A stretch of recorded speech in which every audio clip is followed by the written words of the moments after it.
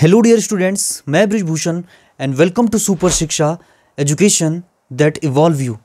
आज के video lecture में साइंस केमिस्ट्री से एक बहुत ही इंपॉर्टेंट टॉपिक हम करने वाले हैं, जो है क्या होता है जबकि। इस टॉपिक से, इस हेडलाइन से बहुत से क्वेश्चन एग्जाम में पूछे जाते हैं, क्योंकि हमारी केमिस्ट्री में बहुत सी महत्वपूर्ण रासायनिक अभिक्रियाएं हैं, केमिकल रिएक्शंस हैं, जिनकी इक्वेशन लिखने के लिए, जिनकी समीकरण लिखने के लिए बार बार एग्जाम में आती है। तो वो कौन कौन सी अभिक्रियाएं हैं, उनको मैंने एक वीडियो में, जो सारी इंपॉर्टेंट है उनको छांट कर एक वीडियो में कंपाइल करने की कोशिश की है, जिसको 2 पार्ट में हम पढ़ेंगे। ये पहला पार्ट है और इसमें हम बहुत इंपॉर्टेंट रिएक्शंस को कर लेंगे, जो बच जाएंगी उसे सेकंड पार्ट में कवर करेंगे। तो कौन कौन सी अभिक्रियाएं हम इसमें कवर करने वाले हैं, जिनकी समीकरण को, जिनकी इक्वेशंस को हम याद कर लेंगे, और ये बहुत इंपॉर्टेंट है, तो सारी की सारी आपको याद करनी है। एक और बात, यहाँ पर मैंने बस इनकी समीकरण लिख के या इनकी इक्वेशन लिख को इनको रटवाया नहीं है। आपको इसमें थोड़ी थ्योरी और इमेजेस भी मिलेंगी, जिसकी हेल्प से आप इसे मेमोराइज कर पाएंगे, लंबे समय तक याद रख पाएंगे। तो इमेज को दिमाग में ध्यान में रखना है और समीकरण आपको अपने आप एग्जाम में याद आएगी। कौन कौन सी हैं यहाँ पर जिसे हम कवर कर रहे हैं? पहले है कैल्शियम ऑक्साइड के साथ जल की अभिक्रिया। दूसरा है लोहे की कील को जब कॉपर सल्फेट के विलयन में डुबोया जाता है तब क्या होता है। बुझे हुए चूने के साथ क्लोरीन की क्रिया। विरंजक चूर्ण यानी ब्लीचिंग पाउडर की तनु हाइड्रिक क्लोरिक अम्ल HCl के साथ क्रिया। आयरन यानी लोहे की भाप के साथ अभिक्रिया, और सोडियम की जल के साथ, और जिंक की सल्फ्यूरिक अम्ल के साथ अभिक्रिया। तो ये कुछ इंपॉर्टेंट अभिक्रियाएं हैं, कुछ इंपॉर्टेंट केमिकल्स इक्वेशंस हैं, जिनको आज हम याद करने वाले हैं, समझने वाले हैं। तो आगे बढ़ते हैं। तो जो सबसे पहले हमारे पास है वो है कैल्शियम ऑक्साइड की जल के साथ अभिक्रिया। पहले थ्योरी और फिर इमेज, और उसके बाद फाइनली हम समीकरण को यानी इक्वेशन को याद कर लेंगे। कैल्शियम ऑक्साइड जल के साथ तीव्रता से अभिक्रिया करता है और बुझा हुआ चूना बनाता है।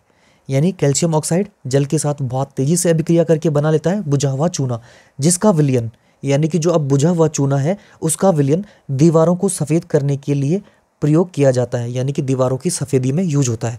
इमेज से समझिए, ये पाउडर वाइट कलर का है, कैल्शियम ऑक्साइड CaO, ये है H2O यानी कि वाटर। दोनों को मिलाया बन गया ये वाइट लिक्विड, ये है कैल्शियम हाइड्रोक्साइड। तो इस इमेज से याद रखना है कि एक वाइट पाउडर था जिसको जल में घोल दिया था, वो वाइट पाउडर था कैल्शियम ऑक्साइड। वाटर का फार्मूला याद है H2O, बन गया एक वाइट लिक्विड जो है कैल्शियम हाइड्रोक्साइड यानी बुझा हुआ चूना। ठीक है, याद हो गया।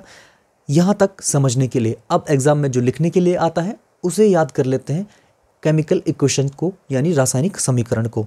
तो वो पार्ट है सबसे इम्पोर्टेंट। तो ये रहा कैल्शियम ऑक्साइड यानी कि CaO, बिना बुझा चूना जिसे हिंदी में कहते हैं, प्लस H2O यानी वाटर मॉलिक्यूल, बना यानी गिव्स CaOH का whole twice calcium hydroxide. Hindi में इसके नाम है बुझा हुआ चूना, दूधिया चूना या चूने का पानी। तो यही वो समीकरण है जो एग्ज़ाम में लिखने के लिए आती है और इसे हमें याद कर लेना है, और ये ऊपर पूरा याद करने के लिए, समझने के लिए। तो यहाँ पर हमारा ये वाला पार्ट कंप्लीट हो गया। अगली समीकरण की तरफ बढ़ते हैं, अगली रासायनिक अभिक्रिया की तरफ बढ़ते हैं। तो क्या होता है जब लोहे की कील को कॉपर सल्फेट के विलयन में डुबोया जाता है? ये हमारे पास एक्टिविटी भी है, और क्या होता है जबकि इस क्वेश्चन में भी इसे पूछा जाता है। तो पहले थ्योरी, जब लोहे की कील को कॉपर सल्फेट के विलयन में डुबोया जाता है तो वह हल्के हरे रंग का हो जाता है। कौन हल्के हरे रंग का हो जाता है? कॉपर सल्फेट का विलयन। एक्चुअली ये नीले कलर का होता है, यहाँ इमेज में देखिए। और जब इसमें इस लोहे की कील को डुबो दिया तो यहाँ आप आगे देखेंगे कि ये जो नीला विलयन था, ब्लू सॉल्यूशन था, वो हो गया है हल्का हरा। क्यों? इस कील के डुबोने के कारण। क्यों होता है देखते हैं। क्योंकि लोहा यानी आयरन जो इस कील में है, कॉपर सल्फेट के विलयन से कॉपर को विस्थापित कर देता है, यानी अलग कर देता है, और बना देता है आयरन सल्फेट। तो ये जो हल्के हरे कलर का विलयन हमें मिला वो है अब हमारे पास आयरन सल्फेट। ब्लू कलर का क्या था? Copper sulphate. हल्के हरे रंग का बना आयरन सल्फेट। क्योंकि आयरन कॉपर से अधिक अभिक्रियाशील होता है, इसीलिए वो इस विलयन से कॉपर को भगा देता है, यानी उसे विस्थापित कर लेता है और बना लेता है आयरन सल्फेट। तो ये तो हो गई थ्योरी, और इस इमेज से ही आपको याद रखना है कि नीले कलर में डुबोया था तो हल्का हरा मिला था, यानी कॉपर सल्फेट से हमें हल्का हरा आयरन सल्फेट मिल गया था। याद हो गया? गुड। अब इसकी समीकरण को लिख लेते हैं, ये थ्योरी हटा लेते हैं यहाँ से ये पूरी, और यहाँ पर उस इक्वेशन को लिख लेते हैं जो एग्जाम में हमें याद करके लिखनी है। तो ये हमने थ्योरी को हटा लिया और ये इक्वेशन हमें लिखनी है। तो सबसे पहले हमने क्या ली थी? लोहे की कील यानी आयरन, फॉर्मूला Fe, S यानी सॉलिड है लोहे की कील, ये रही Fe, CuSO4 यानी Fe प्लस CuSO4। CuSO4 क्या है? कॉपर सल्फेट जो नीले रंग का है, ये रहा CuSO4। गिव्स तीर का निशान FeSO4 यानी अब बन गया है आयरन सल्फेट या फेरस सल्फेट, ये हल्के हरे कलर का। और प्लस जो अलग हुआ था, किसको अलग किया था? कॉपर को, तो वो रहा यहाँ Cu सॉलिड अलग हो गया है। तो बहुत ही सिंपल है, Fe plus CuSO4 gives FeSO4 plus Cu, और यही इक्वेशन एग्जाम में पूछी जाएगी, लिखने के लिए आएगी। तो ये भी हमें याद हो गया, इनका कलर भी याद हो गया। यहाँ तक सबको याद हुआ। अब आगे बढ़ते हैं। तो तीसरा अभिक्रिया, तीसरी जो रासायनिक समीकरण हमारे पास जिसकी है, जिस अभिक्रिया की है, जिस रिएक्शन की है, वो है बुझे हुए चूने के साथ क्लोरीन की क्रिया। तो क्या होता है जब बुझे हुए चूने के साथ क्लोरीन क्रिया करती है? तो पहले थ्योरी, शुष्क बुझे हुए चूने पर जो हमने पढ़ा था अभी पहले, बुझा हुआ चूना बनता कैसा है? जब हम बिना बुझे चूने के साथ पानी मिला देते हैं तो बनता है बुझा हुआ चूना। अब उसी बुझे हुए चूने पर क्लोरीन गैस प्रवाहित करने पर, यानी कि जब हम उस पर क्लोरीन गैस प्रवाहित करते हैं, उसके साथ मिलाते हैं, तब बनता है ब्लीचिंग पाउडर का निर्माण होता है। बहुत ही सिंपल है, पहले इमेज से समझ लीजिए। ये रहा बुझा हुआ चूना, ये हमें कैसे मिला था? जब हमने CaO यानी बिना बुझे हुए चूने के साथ पानी मिलाया था, तब हमें एक लिक्विड मिला था वाइट कलर का, वो था बुझा हुआ चूना, जो हमने पहली अभिक्रिया में देखा था। तो यही है वो बुझा हुआ चूना। अभी यहाँ इसमें वाटर की मात्रा कम है, इस रूप में हमें दिखाई दे रहा है, ठीक है, यानी कि बिल्कुल एक सेमी सॉलिड की फॉर्म में। तो ये है बुझा हुआ चूना, इसके साथ हमने मिला दी क्लोरीन गैस। तो एक छोटा सा कैप्सूल है जो छोड़ रहा है यहाँ क्लोरीन गैस Cl। तो ये क्लोरीन गैस इसके साथ मिल गई बुझे हुए चूने के साथ, तो बना ये पाउडर का ढेर। और ये पाउडर क्या है? Bleaching powder. ये है ब्लीचिंग पाउडर, ठीक है। और साथ में हमें मिला थोड़ा सा पानी H2O। तो ये इमेज से समझ गए कि बुझे हुए चूने के साथ क्लोरीन गैस मिली तो ब्लीचिंग पाउडर बन गया, और साथ में थोड़ा सा पानी। अब है इंपॉर्टेंट पार्ट जो एग्जाम में पूछा जाएगा, इक्वेशन। तो वो इक्वेशन क्या है?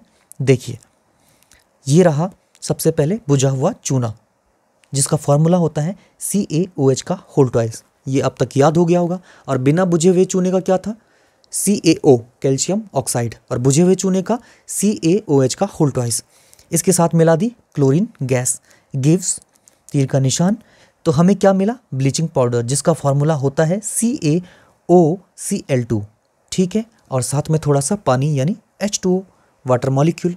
तो यही हमें याद करना था, जो कि हमने इमेज से याद किया, और यहाँ पर इस इक्वेशन को एग्जाम में लिख के आएंगे, ठीक है। 3 अभिक्रिया यानी कि 3 इक्वेशंस या रिएक्शंस को हमने यहाँ पर याद कर लिया है। आगे बढ़ते हैं। तो फोर्थ है हमारे पास विरंजक चूर्ण की तनु हाइड्रोक्लोरिक अम्ल यानी HCl से, डाइल्यूट HCl से क्रिया। क्या होता है जब विरंजक चूर्ण की तनु हाइड्रोक्लोरिक अम्ल से अभिक्रिया कराई जाती है? तो क्या है थ्योरी? विरंजक चूर्ण की तनु हाइड्रोक्लोरिक अम्ल से क्रिया करने पर क्लोरीन गैस बनती है। बहुत ही सिंपल है। ये रहा हमारे पास ब्लीचिंग पाउडर जो हमें अभी पीछे मिला था। कैसे मिला था वो हम, तो अब इस ब्लीचिंग पाउडर की हमने करा दी HCl से अभिक्रिया। तो ये बोतल में, कांच की बोतल में हमारे पास है HCl, ठीक है। जैसे ही दोनों की अभिक्रिया हुई, यहाँ पर हमें एक प्रोडक्ट मिला CaCl2 यानी कैल्शियम क्लोराइड। ये जो पाउडर फॉर्म में हमें, वाइट पाउडर फॉर्म में मिला कैल्शियम क्लोराइड, और साथ में हमें मिला क्लोरीन। ये इस जार के अंदर हमने गैस को भर लिया। क्लोरीन गैस ये लिक्विड फॉर्म में नहीं है, ये गैस के फॉर्म में है, ठीक है। जार के अंदर रखा हुआ है प्रेशर करके, इसलिए लिक्विड जैसी दिख रही है, पास पास मॉलिक्यूल आ गए हैं। तो हमारे पास क्लोरीन है गैस के फॉर्म में, ये यहाँ पर दिख रहे हैं ना गैस, तो ये हमारे पास क्लोरीन मिल गई गैस के फॉर्म में, और साथ में हमें मिल गया H2O। तो ये याद करने के लिए था हमारे पास इमेजेस। अब हमारे पास जो मेन है वो है इक्वेशन यानी समीकरण, जिसे हमें लिखना है और याद करना है। तो क्या हुआ समीकरण में, देखिए CaOCl2 यानी ये है हमारे पास ब्लीचिंग पाउडर, इसके साथ मिला दिया है हमने HCl को, तो हमारे पास एक प्रोडक्ट बना CaCl2 यानी कैल्शियम क्लोराइड, साथ में हमें मिली क्लोरीन गैस और कुछ वाटर मॉलिक्यूल। तो ये थी विरंजक चूर्ण की तनु हाइड्रोक्लोरिक अम्ल के साथ अभिक्रिया। तो 4 अभिक्रियाएं समझ ली हैं हमने। अब आगे बढ़ते हैं। तो 5वीं जो हमारे पास अभिक्रिया है वो है आयरन यानी लोहे की भाप के साथ अभिक्रिया। तो क्या होता है जबकि आयरन यानी लोहे की भाप के साथ अभिक्रिया कराई जाती है? लोहे की भाप के साथ अभिक्रिया से फेरिक ऑक्साइड और हाइड्रोजन गैस बनती है। तो पहले इमेज से याद करने की कोशिश करते हैं, बिल्कुल याद होगा, ध्यान से देखिए। तो ये है हमारे पास आयरन यानी फेरस, और इसको मिला दिया हमने वाटर वेपर के साथ। तो यहाँ पर इस बर्तन में पानी उबल रहा है और ये रही वाटर वेपर। तो यहाँ पर आयरन के साथ मिल गई वाटर वेपर्स यानी भाप, और हमें मिला यहाँ पर फेरिक ऑक्साइड। तो ये जो ब्राउन कलर का पाउडर दिखाई दे रहा है ये है फेरिक ऑक्साइड, और साथ में हमें मिले हाइड्रोजन गैस। तो यहाँ पर ये 2 बुलबुले दिखा रहे हैं हाइड्रोजन गैस को। ये जो 2 गैस के बबल हैं किसके हैं? हाइड्रोजन गैस के। तो यहाँ पर इमेज से इतना याद हो गया, फिर से देख लीजिए। आयरन मिला भाप से, तो ये ब्राउन कलर का पाउडर मिला फेरिक ऑक्साइड, और साथ में मिली हाइड्रोजन गैस मुक्त हुई। इतना याद हो गया है इमेज से। अब इसके समीकरण को यानी इक्वेशंस को लिखते हैं जो हमें एग्जाम में भी लिखनी है। तो ये रहा Fe, 3 मॉलिक्यूल यहाँ पर Fe के लिए, क्योंकि ये हम केमिकल को बैलेंस करेंगे। उसके बाद इसे हम जानते हैं केमिकल रिएक्शन को संतुलित करना, ठीक है, यानी रासायनिक समीकरण को संतुलित करना मैं आपको सिखा चुका हूँ। अगर अभी भी इसमें कोई डाउट है तो इसका एक और वीडियो आएगा जिसमें केवल और केवल हम रासायनिक समीकरण को संतुलित करना सीखेंगे। तो Fe यानी कि आयरन मिला 4H2O यानी Fe प्लस 4H2O, 4H2O यानी गैसियस फॉर्म में है, तो यानी ये क्या है? वाटर वेपर, लिक्विड नहीं है, यहाँ पर गैस के फॉर्म में है। गिव्स यानी तीर का निशान Fe3O4 यानी फेरिक ऑक्साइड, साथ में हमें मिला H2 4H2 के मॉलिक्यूल जो है गैस के फॉर्म में। ये है हमारी रासायनिक समीकरण, केमिकल इक्वेशंस, और इसी को एग्जाम में हमें लिखना होता है। ये भी हमने याद कर लिया। अब बढ़ते हैं 6वीं रासायनिक अभिक्रिया की तरफ, जो है हमारे पास सोडियम की जल के साथ अभिक्रिया। तो क्वेश्चन आता है क्या होता है जबकि सोडियम की जल के साथ अभिक्रिया होती है? यूट्यूब पे आप इसके वीडियोस भी देख सकते हैं। ये बहुत ही खतरनाक रिएक्शंस होती है और एक्सोथर्मिक होती है, यानी हीट इसमें बहुत ज़्यादा निकलती है, और इसको कभी भी हमें परफॉर्म नहीं करना चाहिए, क्योंकि ये बहुत ही इसमें एनर्जी और हीट निकलती है। इस अभिक्रिया में आग लग जाती है अगर साधारण भाषा में कहें तो, और वाटर में भी एक ब्लास्ट की तरह होता है। तो पहले थ्योरी देखते हैं। सोडियम जल के साथ संयोग कर यानी जल के साथ मिलकर सोडियम हाइड्रोक्साइड एवं हाइड्रोजन गैस बनाता है। तो ये है थ्योरी, ये देख लीजिए इमेज में, ये रहा सोडियम, ठीक है, मिला जल के साथ, तो ये बहुत ही स्माइली वाटर ड्रॉप है यहाँ पर। गिव्स क्या बनता है? सोडियम हाइड्रोक्साइड, जो एक क्षार यानी एक बेस का उदाहरण है हमारे पास, जिसे हम बार बार किसी भी अम्ल क्षार अभिक्रिया में यूज करते हैं। तो ये मिला हमें NaOH, और साथ में क्या रिलीज हुई? Hydrogen gas. तो यहाँ पर जो बबल्स हैं किसके हैं? हाइड्रोजन गैस के, ये यहाँ पर H लिखा हुआ है। तो बहुत ही सिंपल है, मिला सोडियम वाटर के साथ और बना NaOH और हाइड्रोजन गैस, जिसके कारण इसमें आग भी लगती है इस अभिक्रिया में, और बहुत ही हीट भी रिलीज होती है। तो ये तो हो गई थ्योरी। अब इसकी इक्वेशंस को लिख लेते हैं, मतलब याद कर लेते हैं, आप इसको कॉपी में लिखते जाइएगा। तो Na plus H2O 2H2O gives 2NaOH plus H2 यानी हाइड्रोजन गैस रिलीज हो रही है। हम ये याद रखेंगे कि Na को मिलाया H2 के साथ, H2O के साथ तो बना NaOH और साथ में हाइड्रोजन गैस, और फिर केमिकल इक्वेशंस को बैलेंस कर लेंगे। ठीक है, आगे बढ़ते हैं हमारी अगली रिएक्शंस यानी अगली अभिक्रिया की तरफ। रासायनिक अभिक्रिया कौन सी है?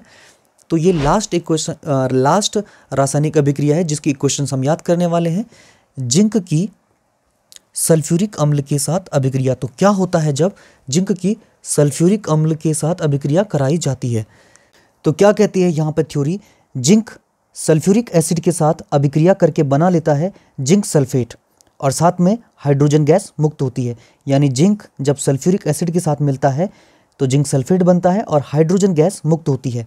इमेज से देख लीजिए, ये रहा जिंक, इसको मिलाया हमने सल्फ्यूरिक एसिड के साथ, तो यहाँ पर हमें मिला जिंक सल्फेट जो इस डब्बे के अंदर है वाइट कलर का, और साथ में जो रिलीज हो रही है वो है हाइड्रोजन गैस। तो इमेज से हमने इसे यहाँ पर याद कर लिया। अब इसकी इक्वेशन को देख लेते हैं। Zn है यानी जिंक मिलाया H2SO4 से जो एक्वस होता है, तो हमें मिलता है ZnSO4 एक्वस फॉर्म में और साथ में रिलीज होती है हाइड्रोजन गैस। तो यही इक्वेशन हमें एग्जाम में याद करके लिखनी होती है। तो ये यहाँ पर हमने इसे याद कर लिया और यहाँ पर हम इसे कर लिया हमने इसे फिनिश। तो आज के वीडियो लेक्चर में इतना ही। आने वाले वीडियो में हम एक और इम्पॉर्टेंट टॉपिक को यानी इसके दूसरे पार्ट को कवर करेंगे जो रासायनिक अभिक्रियाएं रह गई हैं। तब तक के लिए आप पढ़ते रहें और लेते रहें सुपर शिक्षा। Thank you.